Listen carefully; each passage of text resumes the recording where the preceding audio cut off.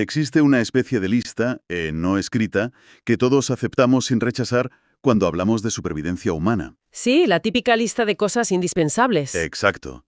O sea, si le preguntamos a cualquiera qué necesita un ser humano para no morir, la respuesta es siempre la misma, ¿no? Claro, oxígeno, agua, comida y, bueno, un lugar donde resguardarse del frío. Eso es. Son imperativos físicos incuestionables.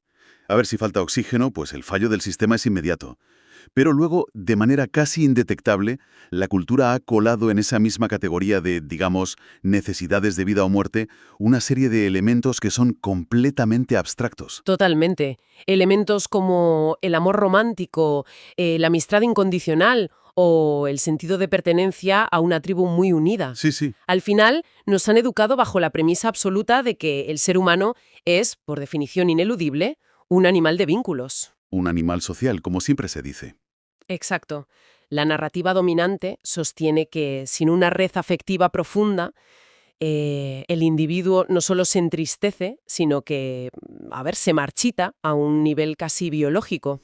Y quien elige no tener esa red, fíjate que es visto siempre bajo un prisma de sospecha. Ya, se asume que hay algo raro ahí. Claro, se asume que hay un trauma o un vacío que debe ser llenado o incluso una patología que requiere terapia urgente. Por eso la inmersión de hoy me parece tan fascinante. Es que lo es. El objetivo de esta exploración a fondo que vamos a hacer es cuestionar precisamente ese dogma. Vamos a sumergirnos en un conjunto de ensayos y textos que proponen, bueno, una perspectiva radicalmente distinta, un concepto que denominan sociabilidad mínima. Que es una idea brutal, la verdad. Sí, es una defensa muy bien argumentada de una vida más ligera, más autónoma y silenciosa, una vida que prescinde deliberadamente de esos enormes pilares afectivos. Y yo personalmente estoy deseando entrar en materia. Pues lo fascinante de esto es el cambio de paradigma, que sacude por completo los cimientos de nuestra arquitectura emocional. Mm, Propone dejar de entender las relaciones profundas como un sistema de soporte vital indispensable, para empezar a verlas como algo estrictamente opcional, es decir, una lección estética y vital, no una necesidad de supervivencia. Vale, vamos a analizar esto paso a paso.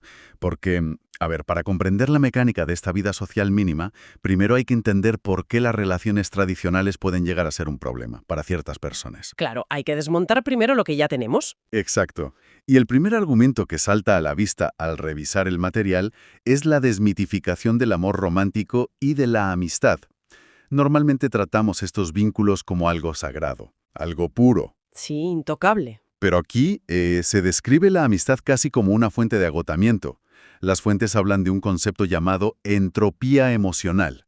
¿Cómo funciona exactamente esa entropía en nuestro día a día? Bueno, la entropía en física es la tendencia de un sistema al desorden y al desgaste continuo. Vale, Entonces, aplicado a las relaciones, significa que un vínculo profundo jamás se mantiene solo, nunca. o sea, requiere una inyección constante de energía, ¿no? Exactamente. Hay que responder mensajes, recordar cumpleaños, estar disponible para escuchar los problemas del otro, incluso calibrar el tono en el que se dicen las cosas para no ofender. Madre mía, ¿visto así? Es que toda esa maquinaria genera un desgaste. El argumento de los textos es que el amor romántico no es una necesidad biológica, sino un híbrido cultural muy reciente. Una mezcla de mitología, religión y, bueno, un mercado emocional gigantesco. Ya, ya. Y la amistad, que ha sido sacralizada con funciones casi terapéuticas, pues exige un peaje enorme de disponibilidad. Fíjate que leyendo sobre ese desgaste, la analogía que me venía a la mente no tenía nada de romántica. Ah, ¿no? ¿Qué pensabas? Pues pensaba en un servicio de suscripción premium, de estos que son dificilísimos de cancelar. Hoy sí, totalmente. Imaginemos una suscripción que drena tiempo y atención a diario. Si no inicias sesión constantemente o si no dejas tu reseña de 5 estrellas en forma de apoyo emocional, pues la plataforma te penaliza con culpa o con reproches. Es una comparación perfecta. Frente a eso, la alternativa que plantean estos autores es la libertad de no firmar ningún contrato a largo plazo. Y hay un término brillante en las fuentes para definir esto. Lo llaman la burocracia del afecto. Es que la burocracia del afecto es precisamente la institucionalización de los sentimientos. Desarrolla eso un poco. A ver, cuando un vínculo se vuelve profundo, deja de ser un espacio de pura libertad para convertirse en una institución, con sus propias reglas no escritas, sus, digamos, auditorías de confianza y sus exigencias de reciprocidad. Claro, como firmar un contrato vinculante. Eso es. Y lo fascinante de esto es que, al eliminar esa burocracia afectiva, no es un paisaje desolador. Al contrario, los textos lo describen como un espacio libre de expectativas, un terreno despejado donde nadie te exige un informe mensual de tus movimientos emocionales. Pero aquí es donde la mente, que está acostumbrada a los extremos, nos hace cortocircuito. Lógico. Porque si decidimos cancelar todas esas suscripciones emocionales y, digamos, no participar en la burocracia del afecto, la conclusión inmediata parece ser el aislamiento total. Claro, irse a una cueva. Exacto, irme a vivir a una cabaña en medio del bosque sin wifi. Pero la propuesta de la sociabilidad mínima revela que existe un territorio intermedio fascinante. No es una elección binaria entre la fusión emocional total o la misantropía absoluta. Para nada. Es que la vida social no es blanco o negro, abarca un espectro amplísimo. Y ese territorio intermedio se construye a través de contactos que son puntuales, que son ligeros y sobre todo que no generan obligaciones a futuro. ¿Estamos hablando de interacciones cotidianas? Sí, interacciones que todos experimentamos, pero a las que solemos restar importancia frente a los grandes vínculos. Por ejemplo, el saludo al camarero de la cafetería de siempre, o intercambiar 3 frases sobre una máquina en el gimnasio, o hacer una broma cruzando la calle con un vecino. Exacto. Son roces muy breves, Y ligeros. muy ligeros. La característica técnica que define estos encuentros según los textos es que son autoconclusivos. Autoconclusivos, vale. Empiezan y terminan en el presente absoluto. O sea, intercambias unas palabras agradables en la cola del supermercado, ambos sonríen y la interacción muere ahí, de forma natural y muy limpia. O sea que no deja recibos emocionales. Ninguno. Al día siguiente nadie espera que le preguntes por el resultado de sus análisis médicos, ni existe la presión de invitar a esa persona a cenar a casa. A ver, entiendo la limpieza del concepto y me parece muy atractivo, pero tengo que plantear una duda razonable que le surgirá a quien nos escucha. Dime. Si proyectamos esto a largo plazo. Bueno, si todas las interacciones a lo largo de los años son así de superficiales, ¿no corre uno el riesgo de que la vida se vuelva demasiado vacía? Ya. Da la sensación de que uno se convertiría en una especie de fantasma, ¿no? Flotando por la ciudad sin tocar a nadie de verdad. Claro. Pero esa es la reacción instintiva desde nuestra educación, que está basada puramente en los vínculos profundos. El argumento central aquí es que esa superficialidad no equivale a vacío, en absoluto, sino que proporciona una higiene mental extraordinaria. Higiene mental. Sí, es la capacidad de intercambiar energía humana, de sentir la presencia de otros y saber que perteneces al mundo de los vivos, pero sin drenar tus propias reservas. Vale, entiendo. La premisa es que la identidad de una persona no necesita construirse constantemente reflejándose en la validación de un amigo íntimo o de una pareja. Puede ser un proyecto centrípeto. Es decir, que se consolida hacia adentro, que la validación no tiene que venir de un factor externo constante. Eso es. Fíjate que, para ilustrar esto, hay una metáfora visual en las fuentes que me parece alucinante. Se plantea que vivir sin estos pilares afectivos no es deambular por un desierto de arena estéril. Para nada. Es más bien caminar por un inmenso jardín botánico.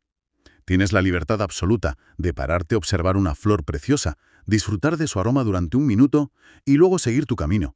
Una imagen preciosa. Y el punto clave es que no tienes la obligación de llevarte esa flor a casa, ni de regarla todas las mañanas durante los próximos 10 años. Se busca el movimiento, no echar raíces. Exacto. Y fíjate que al elegir el movimiento continuo en lugar de echar raíces, se produce una transformación radical en cómo gestionamos nuestro recurso más valioso y escaso. ¿Qué es el tiempo? El tiempo. Claro, en el modelo tradicional de vínculos profundos, el tiempo es esencialmente comunal. O sea, pensemos en cualquier fin de semana normal. Un encaje de bolillos. Totalmente. Se negocia a qué hora ver a la familia, se cuadran agendas imposibles para cenar con ese grupo de amigos, se ceden horas de descanso para acompañar a una pareja a un evento aburridísimo. Ya te digo. Al final, el tiempo le pertenece a la relación, no al individuo. Todos hemos vivido esa situación. Esa de tener una cena un viernes por la noche, estar absolutamente agotados por el trabajo de toda la semana, pero asistir de todas formas. Sí, arrastrándose. Arrastrándose, claro, porque la penalización burocrática por no ir ya sea el enfado, los reproches, las explicaciones, pues resulta ser más costosa que el propio cansancio físico. Exactamente.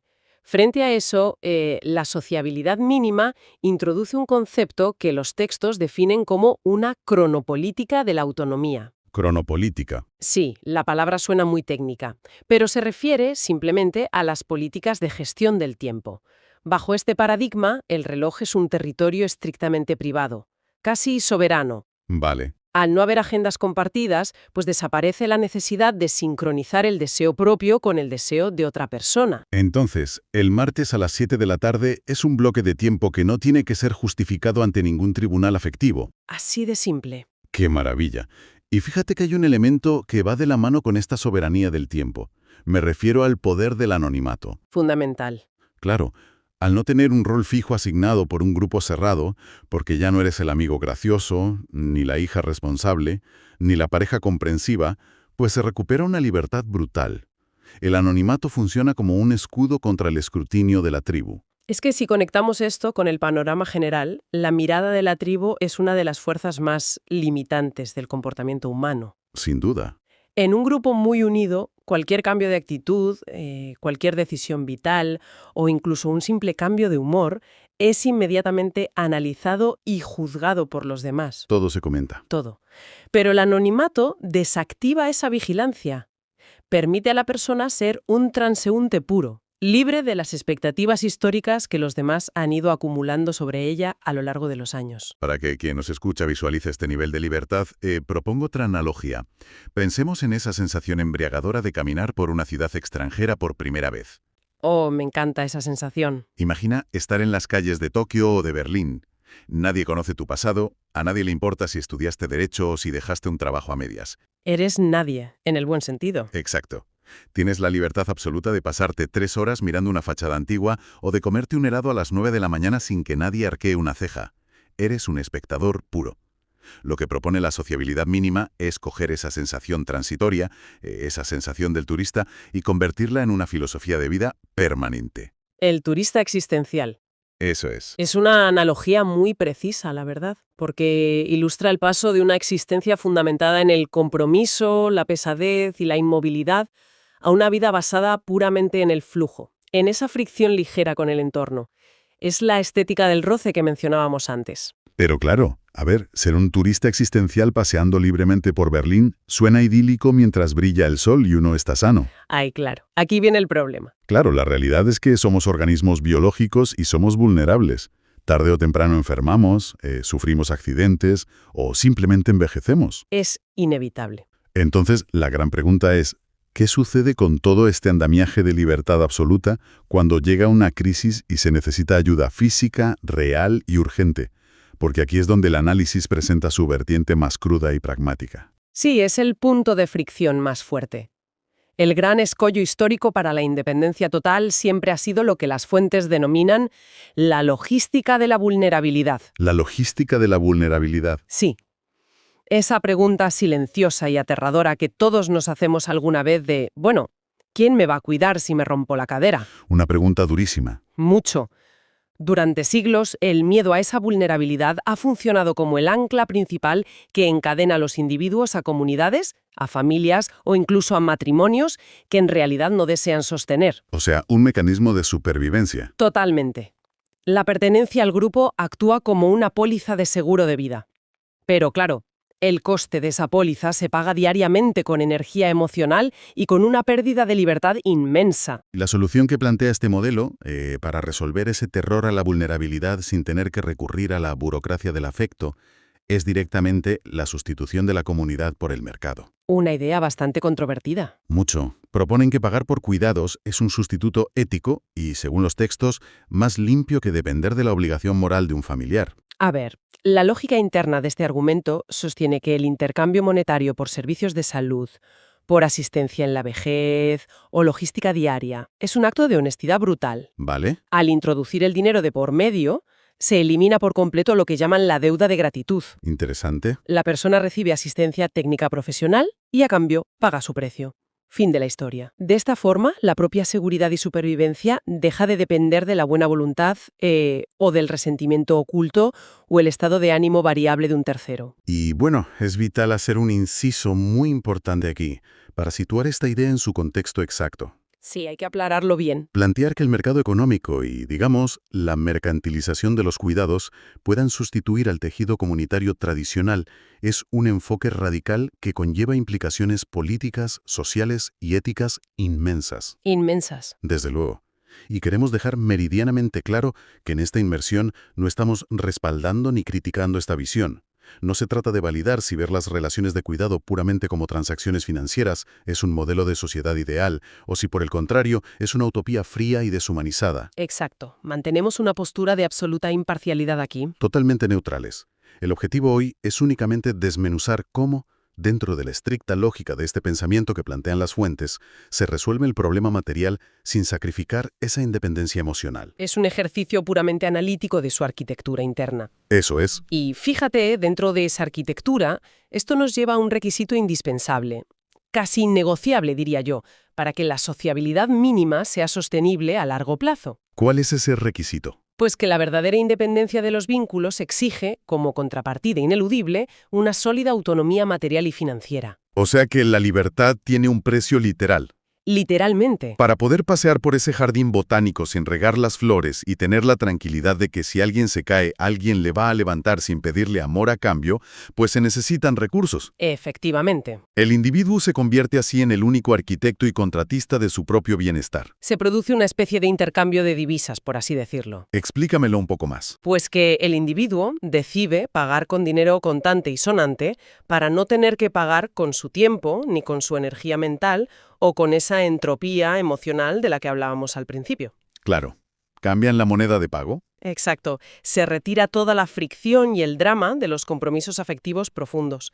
Pero a cambio, el individuo asume la responsabilidad absoluta y solitaria de su propio mantenimiento físico y logístico en el mundo. Es un trato exigente. Aunque, bueno, quienes defienden o adoptan esta configuración vital aseguran que el inmenso placer y la paz mental que otorga esa soberanía, pues compensa con creces el enorme esfuerzo de mantener dicha independencia económica. Sin duda, para ellos vale la pena. Al final, el núcleo rector de esta filosofía parece ser la minimización de la fricción. O sea, proteger el espacio interno de las tormentas, las exigencias y las decepciones que inevitablemente conllevan las vidas ajenas. Entorno. Al reducir las variables incontrolables, y a ver, pocas cosas hay más incontrolables que los sentimientos y reacciones de otras personas, Cierto, muy cierto. pues al reducirlas se genera un ecosistema vital que es muy predecible, muy estable y sobre todo silencioso. Llegados a este punto, habiendo desgranado toda esta arquitectura tan compleja, creo que podemos empezar a consolidar las grandes piezas del puzzle. Me parece perfecto. Lo que nos revela esta exploración es que la sociabilidad mínima no debe interpretarse automáticamente como el fracaso trágico de una vida social. No, en absoluto. Para muchos, es una configuración vital completamente legítima, viable y satisfactoria. Y demuestra que es posible llevar una vida plena priorizando la coherencia interna y manteniendo, digamos, un hilo muy fino y ligero con el resto de la humanidad. Sí, un roce suave. Exacto. No se trata de aislamiento absoluto ni de odiar al mundo, sino de elegir conscientemente transitar por la periferia en lugar de instalarse en el caótico centro neurálgico de la sociedad. Y la gran utilidad de analizar estos textos hoy radica en el inmenso alivio que pueden proporcionar a quien nos escucha. Qué importante es esto. Muchísimo. La amistad, el amor romántico y la construcción de una comunidad fuerte son opciones culturales maravillosas. Aportan muchísimo sentido a quien las disfruta. Pero comprender que no responden a una urgencia biológica universal ayuda a rebajar enormemente la presión sobre quienes prefieren la periferia. Quita mucha culpa, ¿verdad? Totalmente. Existen personas que, por pura naturaleza o por una elección meditada, prefieren el silencio, el tránsito y la distancia. Y la gran conclusión de estas fuentes es que la vida no se colapsa por la ausencia de raíces profundas, simplemente adopta una forma geométrica distinta. Una forma mucho más aerodinámica, diría yo. Una existencia donde el objetivo no es ser sostenido por una red de seguridad emocional, sino simplemente estar presente en el mundo con el mínimo impacto y la máxima libertad posible. Una visión fascinante. ¿Lo es? Imaginemos por un momento la figura del mejor amigo íntimo. Esa persona a la que le exigimos lealtad inquebrantable. Alguien que esté ahí siempre, pase lo que pase. Eso es. Apoyo afectivo incondicional y, sobre todo, la valentía de decirnos verdades dolorosas a la cara. Desde la infancia se nos inculca que esa conexión profunda no es una simple preferencia. ¿Qué va? Se presenta casi como una necesidad de supervivencia. Exacto. Nos enseñan que necesitamos a los amigos de la misma forma en que la pirámide de Maslow nos dice que necesitamos comida cuando hay hambre o agua cuando hay sed. Claro, se plantea como una biología irrefutable, ¿verdad? Algo limpio y categórico. Sí. Como que si un ser humano no tiene oxígeno, pues sus pulmones colapsan. Y si no tiene vínculos sociales profundos, su mente supuestamente se desmorona. Y fíjate que esa es una visión increíblemente reconfortante. O sea, a nuestra especie le encanta que las reglas de la supervivencia sean visibles y estén, digamos, perfectamente categorizadas. Ya, nos da seguridad. Totalmente. Creer que la amistad es un imperativo biológico nos da una sensación de control inmensa sobre nuestro entorno emocional. Pero luego entramos en el terreno real de las relaciones humanas, damos un paso hacia el análisis clínico de lo que realmente constituye la amistad y, de repente, esa precisión científica se evapora por completo. Se vuelve todo bastante más borroso. Muchísimo. Empezamos a mirar un panorama que es sinceramente fascinante, pero bastante turbio. Así que, bienvenidos a la inmersión profunda de hoy. Un análisis que viene fuerte hoy. Ya lo creo. Nuestro análisis aborda una colección de ensayos y artículos analíticos que se atreven a cuestionar frontalmente uno de los pilares más intocables y sagrados de la sociedad humana. La amistad y nuestra supuesta necesidad biológica de conexión emocional. Eso es. Contamos con una serie de textos filosóficos y sociológicos que van desde la disección meticulosa de las funciones operativas de un amigo hasta, atención, una crítica verdaderamente implacable a la industria moderna del bienestar y la psicología clínica. Y hay que aclarar que el objetivo de explorar estas fuentes hoy no es adoptar una postura puramente cínica o nihilista frente a las relaciones. O sea, no se trata de decir que todo da igual. Claro, no vamos a deprimir a quienes nos escuchan. Exacto. La misión de esta inmersión es desmontar los mitos románticos que rodean las interacciones humanas. Los autores nos invitan a descubrir qué queda realmente cuando dejamos de tratar la amistad como si fuera una receta médica. O un requisito indispensable de supervivencia, vaya. Justo, porque al despojarnos de esas expectativas tan colosales, podemos entender los vínculos bajo una luz completamente nueva y, paradójicamente, muchísimo más liberadora. Resulta un tema absolutamente rompedor. O sea, cuestionar algo tan universal como la amistad choca con casi toda la narrativa cultural que consumimos a diario. Desde las películas hasta la literatura, todo nos empuja en esa dirección. Sí, todo el rato.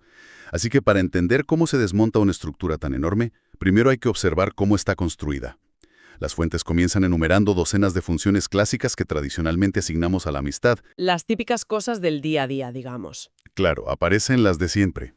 Hacer favores prácticos, ayudar con una mudanza agotadora un domingo por la mañana, ofrecer información privilegiada en el ámbito laboral. O simplemente reducir nuestros niveles de cortisol pasando el rato tomando un café, que no es poco. Desde luego, pero lo verdaderamente revelador aquí es cómo los textos organizan esa gigantesca lista de funciones cotidianas. Sí, porque los autores no se limitan a enumerar, sino que hacen una criba implacable. Separan todas esas acciones humanas en dos grandes bloques categóricos. A ver, cuéntanos cómo es esa división. Pues por un lado, agrupan lo que denominan lo que se puede externalizar mediante el mercado. Y esto abarca muchísimo más territorio del que solemos admitir. Ya, cosas que podemos pagar para que alguien más las haga. Eso es.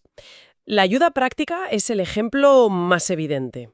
Pero fíjate, la compañía rutinaria y la escucha activa también entran en esta categoría. Ostras, claro. Vivimos en una época en la que pagamos a terapeutas para que nos escuchen sin juzgarnos, ¿no? Exacto. Contratamos a asesores profesionales para que nos guíen en decisiones vitales. O usamos aplicaciones para encontrar a alguien que nos monte un mueble o nos haga recados. Todo eso forma parte de la externalización. Y precisamente debido a que todas esas funciones prácticas y de escucha pueden adquirirse mediante una transacción económica, las fuentes las descartan tajantemente como la esencia de la amistad. Vale, las quitan del medio. Las quitan del medio. Por otro lado, el texto aísla con precisión de cirujano lo que la sociedad considera verdaderamente sagrado. Aquello que, en teoría, solo puede darse desde un vínculo humano genuino y no comercial. Lo que no tiene precio, digamos. Eso es. Según esta visión tradicional, la esencia irreductible de la amistad se sostiene sobre 3 supuestos pilares intocables. Pues vamos a delimitar esos 3 pilares para tener clara la magnitud de lo que estamos analizando. El primero es el apoyo afectivo. O sea, sentirse querido de forma incondicional. Exacto. Experimentar seguridad emocional y poder mostrar vulnerabilidad sin el menor miedo al juicio. Ese sería el primero. ¿Vale? El segundo pilar es el discernimiento honesto. Tener a alguien al lado que te diga la verdad cruda, sin intereses ocultos ni agendas propias. Alguien que nos haga ver nuestros puntos ciegos. El amigo que te dice lo que no quieres escuchar, pero que necesitas oír. Eso es. Y el tercer pilar es la lealtad no contractual. Un compromiso afectivo y una permanencia temporal que no dependen de que haya un intercambio monetario de por medio. La promesa de no abandonar el barco. Justo. Vale, vamos a analizar esto deteniéndonos en la imagen general. Es como si las fuentes estuvieran cogiendo nuestra compleja vida social y eliminando de un plumazo todo el paquete de servicios premium. Me gusta esa analogía. Sí, ese paquete de cosas que podríamos subcontratar con dinero. Y al final de esa purga se supone que estos 3 pilares de afecto, verdad y lealtad conforman la estructura maestra que sostiene el edificio entero de la amistad. La narrativa dictamina que, sin esto, simplemente no hay amigo genuino. Así es. Esa es la arquitectura tradicional del mito. Pero claro, si conectamos esta estructura con el desarrollo analítico de los textos, llegamos a la fase de deconstrucción radical. Una vez definidos y expuestos esos 3 pilares esenciales, las fuentes toman un mazo argumentativo y empiezan a derribarlos de forma metódica. Uno por uno, sin piedad. Aquí es donde la disección se vuelve fascinante, porque los autores no dejan absolutamente nada en pie. Empecemos revisando el primer pilar, el del apoyo afectivo. A ver. Llevamos toda la vida absorbiendo la idea de que los seres humanos necesitan afecto profundo e intimidad emocional para mantener la cordura. Casi, volviendo a lo de antes, de la misma manera en que los pulmones requieren oxígeno. Sí, el mito de la necesidad fisiológica de amor. Exacto. Pero las fuentes lanzan una premisa demoledora. Afirman que esto es puramente un constructo, que no responde a la biología en absoluto, sino que es una narrativa cultural enormemente exitosa. Y esa es una distinción sociológica fundamental. O sea, los autores argumentan que para catalogar a algo como una verdadera necesidad biológica, su ausencia debe tener consecuencias letales o incapacitantes a nivel universal. Claro, aplicable a todos los seres humanos. Exactamente. Si un ser humano no bebe agua durante unos días, sus órganos fallan. Y eso da igual si nació en Tokio, en Madrid o en una tribu aislada del Amazonas. El cuerpo tiene reglas innegociables. Vale, el cuerpo físico manda. Pero cuando se trata del apoyo afectivo, los textos nos invitan a observar la evidencia histórica y antropológica. Mencionan a los eremitas, a los monjes zen que eligen vivir décadas enteras en un aislamiento absoluto. Sí, sí. O a individuos contemporáneos que encuentran la plenitud inmersos en la naturaleza o en el silencio más estricto, sin mostrar el menor signo de deterioro psicológico ni demencia. El razonamiento es muy sólido, la verdad. Si un solo ser humano es capaz de vivir décadas en un estado de perfecto equilibrio mental y físico sin recibir ese flujo constante de afecto interpersonal, Pues se cae la teoría. claro. Entonces, el afecto profundo no puede ser clasificado como una necesidad biológica universal de la especie.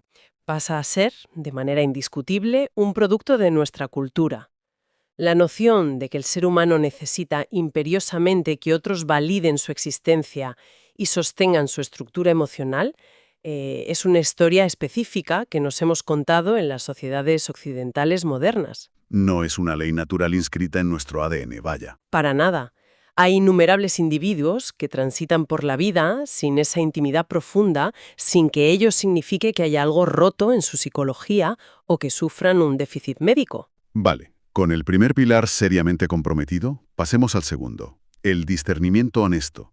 Esa creencia tan arraigada de que un amigo es indispensable porque funciona como un espejo moral. El único ser capaz de darnos una perspectiva sincera. No. Eso es, el que nos ayuda a pensar con claridad ante los dilemas de la vida. Pues bien, las fuentes afirman que esta función sagrada está, literalmente, superada por la tecnología y la racionalidad. Madre mía, esto es fuerte. Argumentan que el ser humano es por naturaleza voluble, que está lleno de sesgos cognitivos y que un sistema de inteligencia artificial o un marco de análisis racional puro detecta muchísimo mejor los errores lógicos que el mejor de los amigos.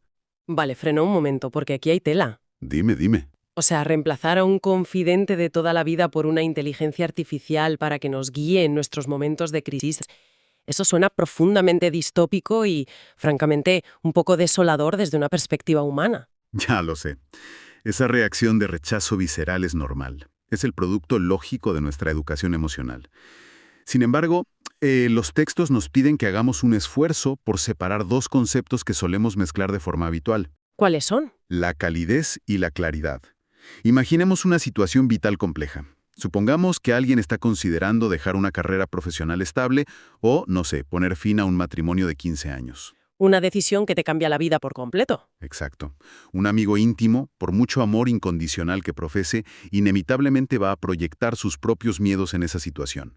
Quizás ese amigo acaba de atravesar un divorcio ruinoso y su consejo, aunque bien intencionado, está completamente teñido por su propio trauma y su angustia financiera. Claro, es que es imposible ser 100% objetivo cuando quieres a alguien y tienes tus propias mochilas. O en el extremo opuesto puede que el amigo simplemente tenga terror a hacernos daño con sus palabras y por lo tanto decida suavizar la verdad omitiendo detalles cruciales que necesitamos escuchar para no equivocarnos. El sesgo emocional contamina la brújula. Totalmente.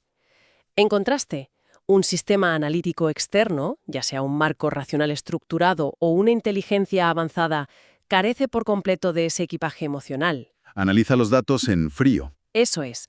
Analiza los datos vitales detectando falacias lógicas, incongruencias en el comportamiento y sesgos de confirmación con una frialdad matemática que nosotros no tenemos. Y ojo que las fuentes no afirman que la empatía humana o un abrazo en un momento difícil carezcan de valor estético o emocional. Nadie dice que un robot dé mejores abrazos. Ya, no va por ahí. Lo que el análisis subraya es que, si el objetivo puro es detectar puntos ciegos y buscar claridad objetiva, la mente de un amigo es un instrumento altamente defectuoso.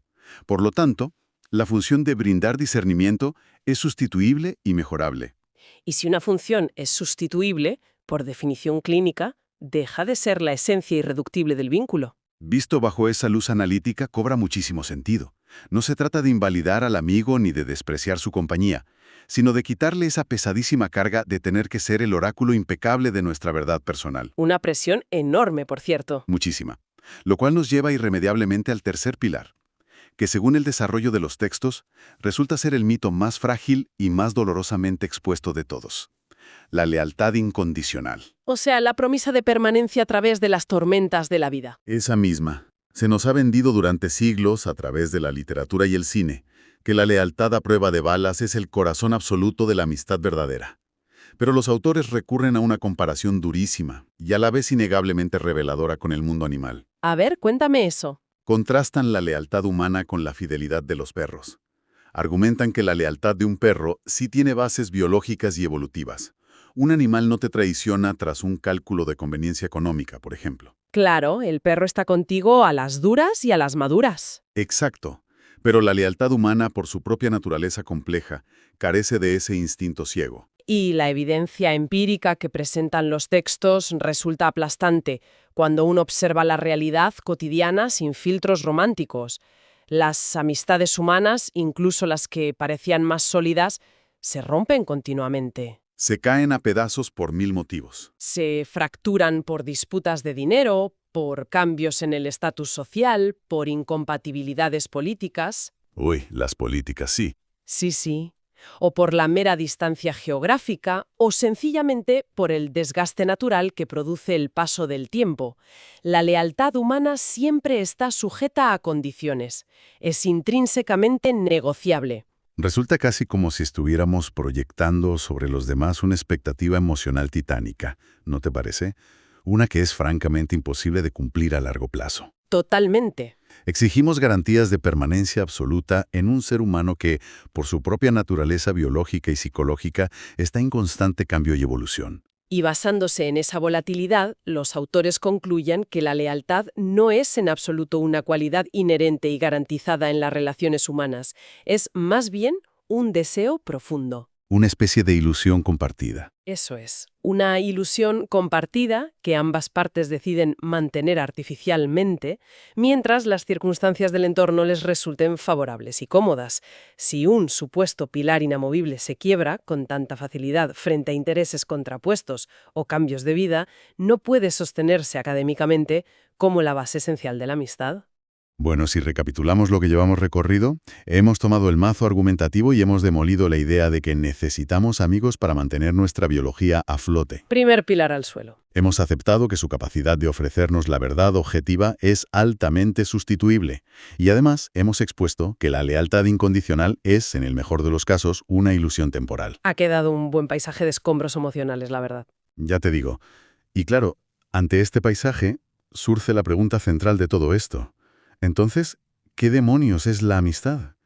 Los textos no nos dejan en el vacío, por suerte, sino que proponen un cambio de paradigma verdaderamente radical llegados a este punto. Proponen un giro monumental en la forma de conceptualizar nuestros vínculos. Una vez que retiramos de la ecuación la obligación social, la falacia de la supervivencia y la amenaza de la patología clínica, los textos sugieren que la amistad debe ser recategorizada. Y observada puramente como un lujo, ¿no? Exacto. Los autores introducen una metáfora muy poderosa, la de un diamante. La amistad no es un tratamiento médico de soporte vital, no es equivalente a la hidratación o al sueño profundo. Claro. Nadie sufre un paro cardíaco ni un colapso orgánico por el mero hecho de carecer de un confidente al que revelarle sus secretos más oscuros. Es una afirmación que escuece un poco al escucharla, dada nuestra programación cultural, pero es innegable. Ningún ser humano fallece por déficit crónico de un mejor amigo. La supervivencia física y la coherencia mental no dependen de ello para nada. Y en esta línea los autores lanzan una crítica feroz contra lo que denominan la amistad de servicio. ¿Esa tendencia moderna de pedirle todo a los amigos? Sí, se refieren a esa sofocante tendencia contemporánea de convertir a nuestros círculos sociales en proveedores incansables de servicios vitales. Se exige la figura del amigo psicólogo. El que tiene el deber tácito de proporcionar soporte emocional constante y absorber traumas ajenos. Exacto. O el amigo consultor, al que se le demanda feedback continuo para validar cada decisión vital que tomamos. O el amigo seguro de vida, al que se le impone una lealtad contractual inquebrantable, pase lo que pase. Si lo pensamos bien, fíjate, hemos transformado a las personas en una especie de navajas suizas emocionales. Tal cual. Una navaja suiza que tiene que tener de todo. Les exigimos una utilidad polivalente, que sirvan absolutamente para todo, que nos curen las heridas, que nos guíen en el caos moderno y que actúen como un escudo protector frente a la adversidad. Cuando en realidad, si seguimos la lógica de las fuentes, deberíamos valorarlas puramente como una joya ornamental. Volviendo a lo del diamante. Sí, volviendo a la metáfora, un diamante espectacular no sirve para curar una enfermedad respiratoria severa, ni tiene la capacidad de sacarnos de la ruina financiera, claro. No te sirve para pagar la hipoteca. Exacto, pero su valor reside precisamente en cómo brilla, cómo captura la luz y cómo embellece el momento fugaz en el que decidimos llevarlo puesto. El valor estético por encima de la utilidad clínica. Esa es la esencia del argumento transformador que proponen. Y al liberar a los vínculos de todas esas pesadísimas y agobiantes obligaciones terapéuticas, los textos dan paso a una reivindicación que resulta maravillosa en su aparente contradicción. La defensa de la superficialidad virtuosa. Eso es. Superficialidad virtuosa. Detengámonos ahí porque es un término enormemente sugerente. Suena casi a oxímoron, ¿verdad? Desafía por completo la obsesión moderna por la profundidad constante. La superficialidad virtuosa es el derecho legítimo e higiénico a disfrutar de la compañía de otra persona simplemente por el componente lúdico, por la diversión de compartir un par de horas una tarde de jueves, sin más. Sin agendas ocultas. Exacto. Significa relacionarse sin sentir la más mínima necesidad de exigir promesas de lealtad futura. Y lo que es más importante, sin la asfixiante obligación de utilizar el encuentro para procesar traumas de la infancia o diseccionar con bisturí cada microscópica emoción reciente. O sea, la capacidad de decir internamente, no necesito que esta persona me salve la vida o resuelva mi existencia. Simplemente quiero disfrutar de una conversación insustancial y reírme un rato mientras tomamos un café. Se trata de volver a valorar la compañía por el puro placer estético y temporal que aporta. Funciona como una válvula de escape maravillosa. O sea, significa quitarle un peso inmenso de encima a nuestra vida social. Dejar de examinar cada interacción casual bajo un microscopio para comprobar ansiosamente si está cumpliendo con su cuota mensual de apoyo emocional. O si la relación es suficientemente profunda para ser validada por la sociedad. Eso es. Pero claro, abrazar esta ligereza o, en su defecto, elegir el retiro y la soledad absoluta, choca frontalmente contra un muro colosal en la sociedad actual. Un muro enorme, sí. Esta necesidad sistémica de convertir toda interacción en terapia, en trabajo personal constante, nos lleva de cabeza al último gran bloque analítico de las fuentes. ¿Por qué la cultura moderna nos presiona con tanta agresividad para estar hiperconectados permanentemente? Esa es la gran pregunta. ¿Y por qué, desde las instituciones y los medios, se diagnostica casi como un cuadro clínico a quienes deciden vivir al margen de esa red de conexiones? Y en este punto, fíjate, los textos abandonan la filosofía pura y se adentran en los mecanismos de la sociología clínica y el control de mercados. Explican detalladamente el fenómeno conocido como la expansión del diagnóstico. ¿O la patologización sistemática de la normalidad? Exactamente. La premisa es que comportamientos y preferencias que a lo largo de los milenios han sido considerados simplemente como variaciones naturales y normales del carácter humano, hoy en día son capturados por el lenguaje médico. Y de repente reciben una etiqueta clínica que implica que tienes una disfunción. Tal cual. El lenguaje terapéutico ha abandonado las consultas y ha invadido la calle por completo, ¿verdad? Sí, por todas partes. Los manuales clínicos y la cultura pop de la autoayuda han creado un entorno enormemente punitivo para ciertas personalidades. A ver, danos un ejemplo. Hoy en día, si un individuo tiene una inclinación natural hacia la introversión o el recogimiento, corre el serio riesgo de ser etiquetado bajo el paraguas del apego evitativo. Madre mía, qué cierto. Si alguien disfruta genuinamente su completa independencia y no busca constantemente la validación grupal, el entorno social rápidamente lo señala como una persona con problemas de desapego o con un déficit en sus habilidades de vinculación. Claro, lo que históricamente se respetaba como el derecho fundamental a ser reservado o solitario, ahora se escrudiña como si fuera una patología que requiere corrección urgente. Exacto. Hay que arreglarte. Y aquí la inmersión toca un nervio que resulta tan fascinante como inquietante, porque el análisis de los textos sugiere entonces que toda esta obsesión contemporánea con el autocuidado, la omnipresente responsabilidad afectiva y el imperativo de tejer inmensas redes de apoyo, funciona en realidad como un sofisticado mecanismo de control suave. Es una lectura muy interesante, sí. ¿Acaso es una estrategia para mantener a las masas metidas en el engranaje, consumiendo e interactuando de forma compulsiva? Es una lectura muy lúcida del panorama, como decías, y los autores apuntan directamente hacia esa dinámica. Ojo, no argumentan que exista una conspiración oscura diseñada en secreto en una habitación llena de humo, claro. No es una película de espías. No, sino que explican cómo operan instintivamente los sistemas económicos y culturales. El mercado en el que habitamos necesita, para su propia supervivencia y crecimiento, individuos que sean predecibles. Que estén crónicamente conectados. Eso es, que exterioricen sus necesidades constantemente y que, sobre todo, sean emocionalmente gestionables a través del consumo. Claro, la lógica económica detrás de esto es implacable. Pensemos en un individuo que es radicalmente autosuficiente. Alguien que alcanza la paz mental leyendo un libro en soledad en una cabaña y que no requiere validación emocional externa. Ese individuo no le sirve al sistema. Es un agujero negro para la industria del bienestar. No genera ingresos porque no consume aplicaciones de meditación guiada, no paga sesiones interminables de terapia para optimizar sus habilidades sociales, no gasta dinero en retiros espirituales para conectar con su tribu. Ni consume literatura de autoayuda para sanar vínculos que ni siquiera desea tener, claro. O sea, la autarquía emocional no es rentable. En absoluto. Según la óptica de estas fuentes, la gigantesca industria moderna del bienestar y la ramificación de la psicología pop actúan como engranajes que mantienen el motor económico girando. Necesitan crear la necesidad. Claro.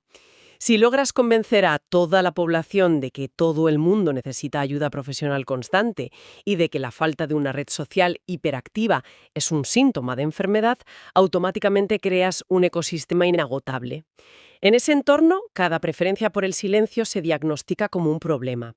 Y cada aislamiento temporal se convierte en una lucrativa oportunidad de intervención comercial. Es el negocio perfecto. Es la medicalización absoluta de la experiencia humana.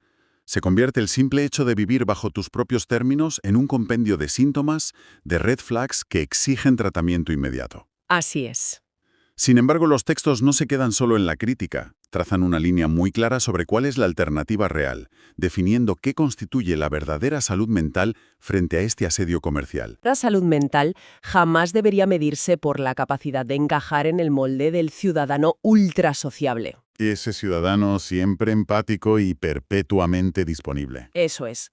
Definen la verdadera salud mental como la coherencia interna de cada individuo con su propia naturaleza. Y esto abarca de manera innegociable el derecho absoluto a transitar por la vida sin necesitar nada emocionalmente de los demás. Sin que ello conlleve el castigo social de ser considerado un bicho raro, un cínico o un enfermo encubierto. Exactamente. Reivindicar el derecho a la independencia emocional total, libre de cualquier tipo de culpa o sospecha clínica. Fíjate que es un concepto de una potencia abrumadora. Lo es, porque subraya una verdad olvidada. La diversidad en el comportamiento humano no es un error de diseño del sistema. Si un ser humano encuentra su punto de equilibrio en el mutismo, en el aislamiento voluntario y decide no buscar apoyo afectivo constante, está manifestando una forma de habitar el mundo perfectamente válida, funcional y sana. La lección fundamental es que no todo lo que se desvía de la hiperconexión moderna necesita ser reparado o medicado. Esa es la clave de todo. Bueno, llegados a este tramo final, si echamos la vista atrás y contemplamos todo el terreno que hemos recorrido desmenuzando estos textos, empezamos la inmersión aceptando dócilmente la premisa de que la amistad era esa viga maestra impuesta por la biología indispensable para sostener la cordura y la supervivencia humana. Y terminamos observándola como lo que realmente parece ser, una sofisticada convención social. Un pacto cultural que funciona exactamente bajo los mismos parámetros que el dinero. Ambos tienen inmenso valor e influencia en nuestras vidas únicamente porque, como colectivo, nos hemos puesto de acuerdo en otorgarle poder a un trozo de papel impreso. O a unos dígitos en una pantalla. Sí, o a la ilusión de lealtad eterna de otro individuo. Y claro, aunque de entrada reconceptualizar los vínculos más íntimos como una simple construcción cultural, despojándolos de esa supuesta inviolabilidad biológica, podría parecer un ejercicio un poco sombrío, ¿no? Un ejercicio que le roba la magia a la existencia. Sí, podría parecerlo, pero la realidad analítica apunta en otra dirección. De hecho, las fuentes argumentan apasionadamente que el resultado de esta disección es exactamente lo opuesto a la desolación. Es un proceso profundamente catártico y liberador. Pensemos en cualquier individuo que, inmerso en la vorágine actual, se sienta exhausto por la presión aplastante de mantener redes sociales inmensas. Totalmente. O en aquellos que cargan con vínculos emocionales que exigen un nivel de mantenimiento y sacrificio constante, casi como si se tratara de un exigente trabajo a tiempo completo que no permite días libres. Esa fatiga social contemporánea es un fenómeno real y paralizante. El mensaje central que destila esta inmersión profunda, para cualquiera que nos escuche y lo padezca, es claro, nítido y enormemente reconfortante. La diversidad en las necesidades humanas no es un fallo técnico. Uno puede elegir la soledad más estricta con absoluta tranquilidad de espíritu. O por el contrario, puede elegir disfrutar de una tarde de risas completamente superficiales, efervescentes y efímeras con un simple conocido de paso. Y ambas opciones, tanto el retiro contemplativo en una cabaña aislada como compartir unas cañas en un bar sin la más mínima promesa de lealtad futura, son indicadores irrefutables de una salud mental robusta, siempre y cuando estas elecciones nazcan de la coherencia y la paz interna de cada individuo. Despojarnos de la gravedad de los mitos románticos nos otorga el permiso para disfrutar de las personas exactamente por lo que nos ofrecen en este instante fugaz, no por la monumental función de rescate vital que esperamos ansiosamente que cumplan en un futuro hipotético. Permite que el ecosistema de las relaciones respire un poco y se aligere. ¿Sí? Si aceptamos que la amistad es verdaderamente un diamante ornamental, como postulaban los textos, la única manera respetuosa y lógica de honrar esa joya es dejar que brille por sí misma en el momento presente. Sin someterla a la exigencia absurda de que nos cure las heridas de la vida. Es una imagen conceptual brillante para ir cerrando nuestro análisis de hoy. Sin embargo, no podíamos despedir esta exploración filosófica sin lanzar al aire una última reflexión. Los textos deslizan este concepto casi de pasada en sus páginas finales, pero abre una puerta analítica absolutamente gigantesca. Cuidado, que aquí viene una bomba. Las fuentes señalan con agudeza que, exactamente igual que la figura de la amistad que acabamos de diseccionar bajo el microscopio, el amor romántico es otra gigantesca invención cultural. Otra convención más. Una compleja amálgama histórica que mezcla conceptos de la filosofía platónica, ideales de la poesía cortesana medieval y las agobiantes expectativas socioeconómicas de la modernidad. Hablamos de un constructo cultural que goza de un nivel de protección institucional y social todavía mayor, si es que eso es posible. Y ahí reside el punto de inflexión final. Todo esto nos deja con una incógnita inmensa para que la mente de nuestra audiencia siga trabajando en la sombra. Al principio de este recorrido, analizamos cómo la amistad no es una radiografía nítida ni una necesidad fisiológica como el oxígeno, sino un hermoso diamante que decidimos llevar por el puro placer estético de la compañía. Así es. Sabiendo esto, ¿hasta qué punto es frágil la sacrosanta institución del matrimonio y el mito universal del amor romántico de toda la vida si algún día nos atrevemos verdaderamente a someterlos a este mismo nivel de disección clínica implacable?